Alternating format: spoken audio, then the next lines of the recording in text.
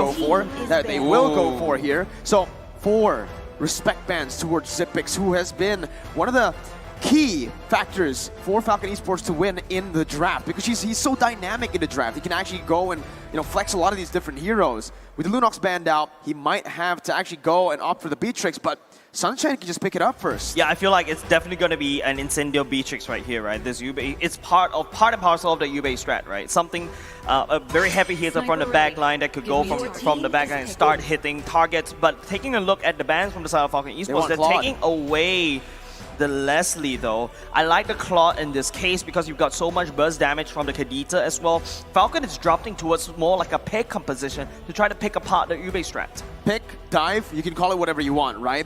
They can pick, but they can also dive. The dive is the win condition that I'm seeing more of literally here, right? dive, right? With the Kadita. With the Kadita, with the glue as well, just wanting to go to that back line. And Incendio now really needs to make a good choice, right? If they go for the gold lane here, picking up a Beatrix, I think they should just leave the gold lane towards that last pick so that they can try to actually hold off up against a Claude if it ever comes down to it. And now, there you go. They actually go for the roamer first. Rafaela making her debut at the M4 stage. Truly the Ube, huh? Yeah. I mean, Incendio really likes the type of healer backline support mages, right? This is one of the best kiting mages you can support to have in the backline. Really, really great pick here. Now, that does limit the gold lane option. What are even available? If you pick Claude, when Claude is jumping in with the Blade and Duet, it can be easily kidnapped by Kaja's ultimate. He can be one-shot by Kadita. There's just so much counter. So I think at this point, they really need to think about what is available, or maybe they just want to save the last pick. Maybe think about Irothel for the burst, for the babies of glue. Oh, man. I feel like, the Rafaela being picked up right here is a little bit crazy, right? I expect that should be the last pick. I feel like Incendio should have picked up the Beatrix first so that they got that Ube strat, part and parcel of the Ube strat. Now they have to go for, either the Irothel or Claude actually might make sense because you could set up this big box. I'm thinking more of a Brody here, The reason they didn't go for the Beatrix ban is most probably because of not the Beatrix pick. They didn't go for it because they want to bully the Beatrix in the gold lane. With the Rafaela, you already have a very solid hero to just help you out, and there you go. Boom, bang, bada, bing. Wolf's knowledge has rubbed off on me, The dude. Brody. The prediction coming from Miracle right there. Very, very good pick here. Brody also really good against a lot of assassins in the meta. Good. And also does a lot of burst damage, especially these free stacks, onto someone like Glue. It's just all those babies, you just wipe them out in one shot. So really nice pick here. Can they stand out? Is Alien going to play out of this world this game? We shall find out. I think Alien on that Benedetta is meant to create that cross-map plays to kind of match that link. Remember, the biggest weakness of the Ube strat is that you're walking around together. You can only walk down one lane. You cannot be at 3 lanes at once. With the Benedetta, you can rotate from one lane to another very quickly to respond to that link. So I feel like Benedetta being picked up in the first part of the draft is a very good foresight coming out from the side of Incendio Supremacy. Falcon, on the other hand, they need to play this pick, right? They need to also try to protect Beatrix. I feel like they can. It's because Falcon, they need to make sure that the enemy is super dangerous, but we're going to go into game. All right, in the game, straight off the bat, based on the drafts here, Incendio Supremacy have a lot of anti-CC. They can get out of a lot of the CC, the lockdown pressure that Falcon has. Again, Tianzi, on that Martis, you have a real-world inflation that is very hard to cancel out now. And on top of that, again, right? Yep. What did they take? Ken, Demon Slayer. Means that maybe he's not going to be that active on the map. He might just be actually opting to go for farm. This is where it gets really rocky, in my opinion, for the Ling, right? Because Tianzi's gone from the Demon Slayer too. He's going to have a better time in the clear department, and that's where the Ling can be really vulnerable to these invades that Incendio can set up for because they have a better wave clear in the mid lane. Oh, here we go in the mid lane. Tianzi is going to find a little bit of poke into his HP bar, and it's going to be Falcon taking the Lethal Wonder in the river. I think that's a good fight for the side of Falcon, right? That's some stats that Ken desperately needs. Got to get to level 4 as quickly as possible. I think what Falcon have in their draft is a lot more flexibility, right? We've seen how the power of a Kaja can counter-engage. You don't need to force your Kaja to force that engage with that flicker. You can also play a Kaja passively. You catch the engager from the side of Incendio, drag him back, and reverse that person down.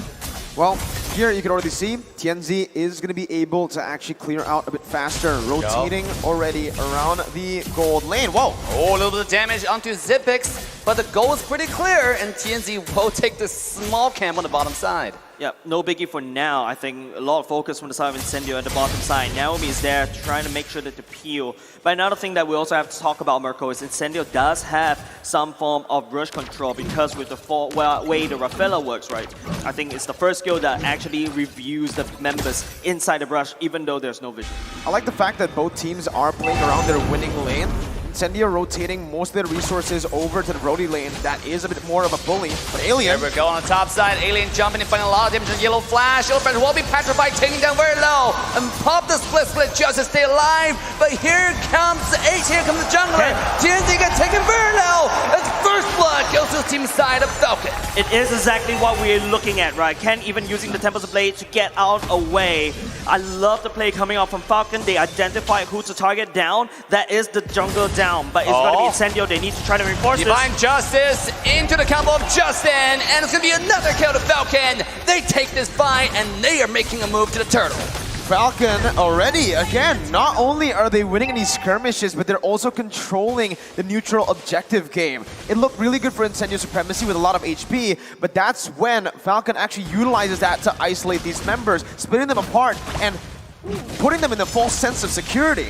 Yeah, looking at the items right here, ladies and gents, it's going to be the Brody Sunshine going straight for the BOD. Whereas if you notice, it's going to be, I believe, halfway through. I think there's some confusion for the side of Zepex whether I want to go for the BOD first. But I feel like he needs more, maybe even a Hunter Strike or even later Hephaestus as well to benefit from the render shots. It's very, very tough now for Incendio Supremacy. 1,000 gold lead with the composition around the gold lane. I think the main problem for Incendio Supremacy is they were playing towards their weak side of the map. Alien, sure, he's been popping off. He's been making a lot of good plays, but against the glue, there's not really much kill pressure you can put on him. It's actually going to be Alien who wins out in that lane. That's why Falcon's been playing around the XP lane. Incendio should utilize the Brody lane, where he can actually bully the Beatrix and try to look for the trades that we saw in the keys to victory. Cross map. Ken looking for a little bit of poke. Yellow Flash already finding his way into the fight. And Alien's looking to fight back to keep the jungler healthy. But it's 40 seconds until the turtle. It's 40 seconds until the turtle. There's no reason why these two teams should fight there. Another benefit from the side of Alien is that, yeah, with the emblem currently, so that he could just regain and heal so that he could sustain that fight even longer against that glue. Another benefit about the Benedetta is that I can clear the wave quickly and then rotate even faster, and there's also that potential bottom side. Here comes Divine Judgment, and the hook is real. Damage ready. It is Sunshine taking low. The rough wave finding the damage and funding the kill. And Justin will take the marksman down and finding a double kill to the side of Falcon. I feel like Incendio may have made this mistake, giving Justin that comfort pick of a Kadita, especially when going for an Eve and Ube strat Mirko. It comes down to timing now, right? Early on, Incendio played for the wrong side of the map. They were punished, and Falcon got that gold lead to start rolling. And they were able to actually utilize that to win in the gold lane too. And even here, Ken goes in. Oh, Ken goes in, finding a lot of damage to Alien, but he's very, very mobile. Can he get away from the fast hand Ken? Ken is taking a lot of damage, but it's not gonna be enough to barely take him low, as Ken will take down Alien on the top side and now making a move up to the top tier 1 tower. It's very hard now. Naomi's gonna be caught though. Naomi is getting caught, and the decimation comes in as now Incendio looking to fight back. This is a single kill, make it double. TNZ is shredding the HP of the entire Falcon, and now Glue finding his entrance to the team fight, but not able to find much. Will have to retreat for now, taking a lot of damage. Now, do mind you, this guy's very, very tanky though. He's getting beaten up, but it seems like he's okay. It's gonna be okay enough. Not so fast. That's Incendio. One more comeback, and Incendio is fighting back. It's not really fast. I love the fact that Incendio, it's like, you know what? I know I'm behind in gold. I lost 2 turtles, but I'm gonna make this coin tosses. I want to try to fight, and then hopefully if Falcon makes a mistake, I will punish them. I love the fact that they are not afraid to go for these skirmishes, even though they've been losing in these team fights and in the pickoff game. You can see that the 2,000 gold lead by Falcon now is only down to 1,000 gold lead. And in terms of this matchup in the item builds, for the Ling, Ken actually has gotten a few of those good items in here, man. You can already see it with the Windtalker, and on the way to the Berserker's Fury, he's going to be able to hit that power spike a bit faster than Tianzi.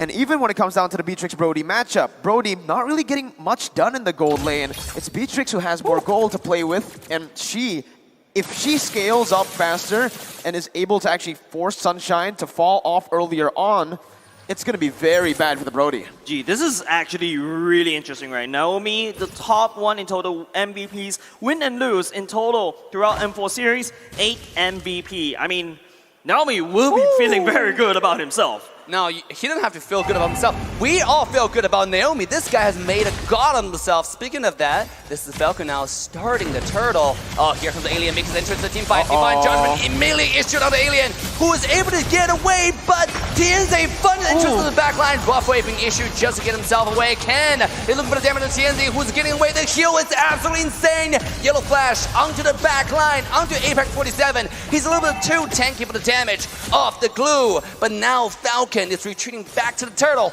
as they want objective over more skirmish. Incendio, I think they have to be a bit careful. I definitely feel like Falcon should take this turtle right here, and that's where you see the Rafaela start to pop up, try to show up. Just in case if TNZ overheats a little bit, you have the bonus movement speed and Q to run back. The way Falcon are playing, right, they actually are winning out in these prolonged trades that should be in favor of Incendio Supremacy based on how much damage output they have. But guess what? That's Brody. That's a burst marksman. You're mainly looking for burst, not DPS. So Xyp9x can actually be the one to win out in these sustainable battles, dealing out more damage in a long time instead of Sunshine, who just wants to go for that crazy burst. And with the items here, you can already see that's going to be very, very tough for the Brody to compete in the damage department against the Beatrix, who's already building towards the Hunter Strike. Ling as well. Remember, he went for Windtalker Berserker's Fury, so there's more DPS than burst. And you gotta be worried about Incendio, because this game scales later into the game. Falcon, they have a hyper carry lane, they have a hyper carry Beatrix. This is only getting scarier as the hyper carry really gets her item, really get a power spike. One Divine Judgment might just decide the entire game. Speaking of in the middle lane, might look a little suspicious here. Naomi coming in to flicker. Oh, and the TNZ will be targeted, beaten up, taken down, and into the buff way to the back line. Killing spree goes up Ken, and the Falcon secure the entirety of the fight. They take it. They secure the entirety of the fight. Alien left a little bit awkward at the bottom side. It's a 5v4 in the mid lane. The best part is you see how Naomi timed the ultimate, making sure that TNZ uses the CC immunity first and then strikes back. It's like it came off a dream, dude. Oh Yeah, my man. god. As a Kadita player, there's nothing you want more in the world than to get a 3-man knockup, bursting them down and setting up for your team. Falcon have been utilizing their weapons so well here, rotating, being active across the map, and Justin again.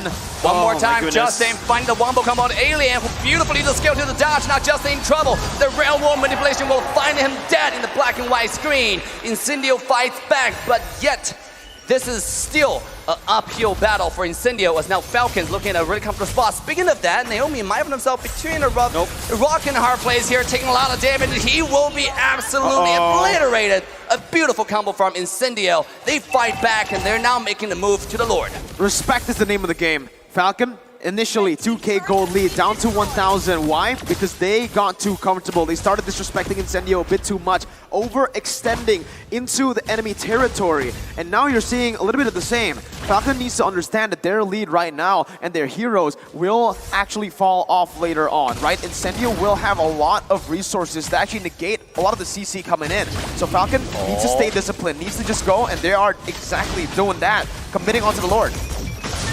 Committing onto Lord, Ken will definitely take that away. I think there's another factor from the side that's working very well for Incendio is TNZ is actually starting to snowball. If you notice that previous catch from the side of Justin on top of Alien earlier just now, using that timing that second skill to that T is simply beautiful, Merkel.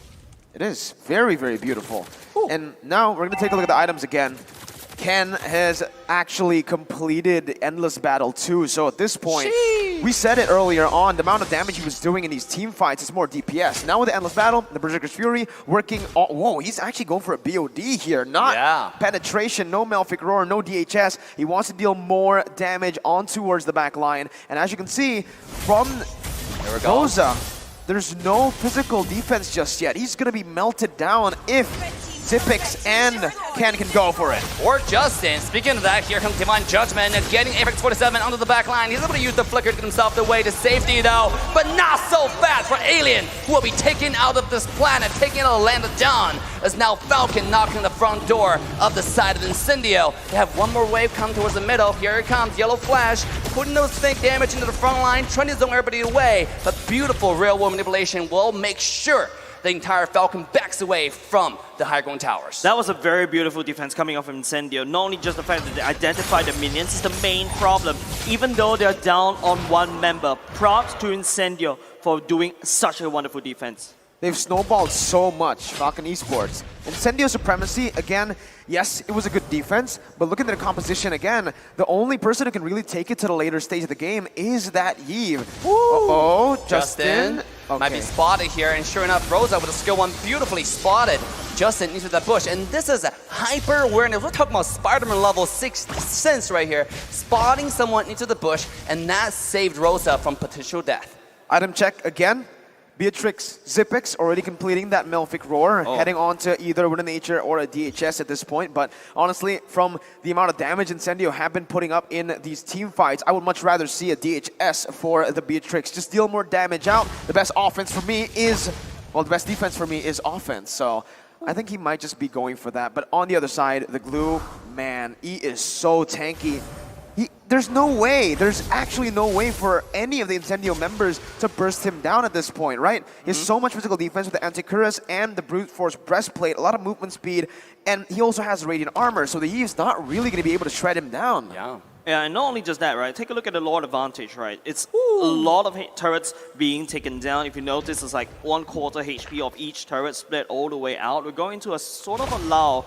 You mentioned, Merkel, Falcon needs to show some respect over to Incendio. Even though they've got this 8.5k gold lead, they're doing it right now. The Lord will be spawned. That's probably one of the highest Lord advantage that you can get in Time 4, right? Close to 4,000 gold gained by the singular Lord, and that was an entry-level Lord. And here it comes, the enhanced Lord after 12 minutes. And it seemed like Falcon is getting it complete uncontested.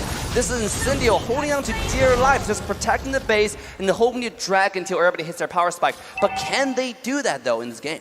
It's just the fundamentals, right? The reason Falcon was able to take that Lord for free is the wave control that they're actually putting down. Slow pushing the mid lane and even that bottom lane, forcing Incendio to actually step out of the base a little bit, and they're not going to do that. It's not safe at all. If he does step out of that base, there's slow money pick potential coming in from Falcon, and they're already zoning right now. Yellow Flash already flashing into the enemy base, only everybody away from the high ground tower. As the first high ground tower will fall, Ken will style onto the top high ground tower, as this tower will be shredded to pieces, almost taken down, but still standing still, holding on dear life, and that is bottom lane Lord charging into the base, as there were no towers standing after this one last swing. The entire side of base for Incendio is shattered around. Lin comes in, finding the damage. Divine Justice will find kill number 1. Lin's going in. This guy's unstoppable. Falcon, they're looking to find the entire base. A beautiful dive, a beautiful rough way will find a kill of Sunshine to the back line. And now, there's nothing Alien can do, as Land of Dawn has been claimed by Falcon. Ladies and gentlemen, as BJ hit the base, Falcon will take game 1. GG well played over the side of Falcon. They know the Blacklist strategy. They know the Ube strategy. They know the Turkish Delight strategy. They committed that to the memory, and they've managed to break that code. 14,000 gold lead at the end of it all, and this is just the Burmese playstyle we were talking about, prioritizing kills and then seeing what's on the board. They've been getting kills. They've been able to force a lot of these fights